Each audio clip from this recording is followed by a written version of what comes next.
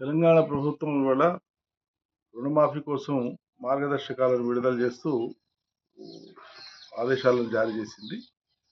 ఇది ఆనాడు రుణమాఫీ కోసం మాట్లాడినప్పుడు ఎన్నికల కంటే ముందు సుమారు 6 మాసాల ముందు నుంచి చాలా తీవ్రంగా మాట్లాడుతూ వచ్చింది రాష్ట్ర కాంగ్రెస్ పార్టీ. కేసీఆర్ రుణమాఫీ చేయలే, మేము చేస్తామని. అప్పటికి 2 విడతల రుణమాఫీ చేసి కేసీఆర్ కేవలం 6,000 పైచిల కోట్లు మాత్రమే మిగిలి ఉండే రెండో విడతలో 19,000 కోట్లలో. కానీ దానికే నానా గగ్గోలు చేసి మేము వస్తే తక్షణం అమలైపోతుంది, ప్రభుత్వం ఏర్పడిన వెంటనే రుణమాఫీ మొత్తం చేస్తాం, అందరు రైతులకు చేస్తాం, చివరికి డిసెంబర్ 9 నాడు రాగానే మొదటి పని అదే చేస్తామని చెప్పి మాట్లాడిన విషయం రాష్ట్ర రైతులందరికీ తెలుసు, ప్రజానికానికి అంతా తెలుసు.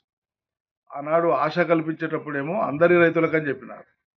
ఈరోజేమో కొందరి రైతులకే ఇవ్వడం కోసము మార్గదర్శకాల పేరు మీద మార్గదర్శకాలలో రైతుల ఏరివేత కోసం రాష్ట్ర ప్రభుత్వం పన్నాగం పన్నుతా ఉంది.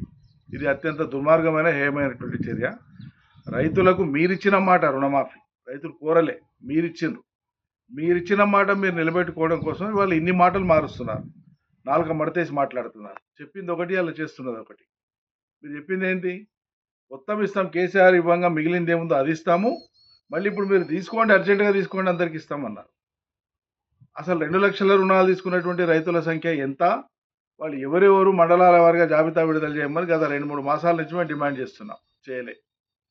మరి ఈ సింగారం కోసము 7 నెలలు ఎందుకు ఊరించినట్లు? ఇదేదో డిసెంబర్ 9 నాడే అప్పుడే చేసింటే అయిపోవు కదా. 7 నెలలు రైతాంగాన్ని ఎందుకు ఆశల పల్లకిలో ఊరేగించినారు? వచ్చేస్తుంది మీకు, వచ్చేస్తుంది, అగొచ్చేస్తుంది అని చెప్పి ఊరిస్తుంది. చాలా పెద్ద పెద్ద మాటలు మాట్లాడుతుంది. వాళ్ళు మీరు చెప్పేటువంటి మార్గదర్శకాల ప్రామాణికత తీసుకుంటే, పిఎంకేఎస్వైని కూడా ప్రామాణికంగా తీసుకుంటే, మీరు చెప్పే రేషన్ కార్డుల లెక్కను ప్రామాణికంగా తీసుకుంటే, మొత్తం ఉండేటువంటి 69 లక్షల పైచిలకు రైతాంగానికి సంబంధించినటువంటి సంఖ్యను మీరు వీలైనంత వరకు కుదించి ఇచ్చినాము అనిపించుకోవడానికి చేసేటువంటి ప్రయత్నాలు ఏవి తప్ప నిజంగా రైతులకు మేలు చేయడం కోసం మీరు సంకల్పించలేదు, మీకు ఆ ఉద్దేశం లేదనేది అర్థమవుతోంది. మేము ఈ మాట చెప్తూనే వస్తున్నాం వరుసగా. ప్రజలకు కూడా అర్థం కావాలి, రైతులకు కూడా అర్థం కావాలి.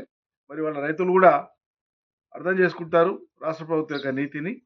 సరైనటువంటి సమయంలో రైతులు ఏ రకంగా స్పందించాలో ఆ రకంగా స్పందిస్తారని చెప్పి నేను అనుకుంటున్నాను.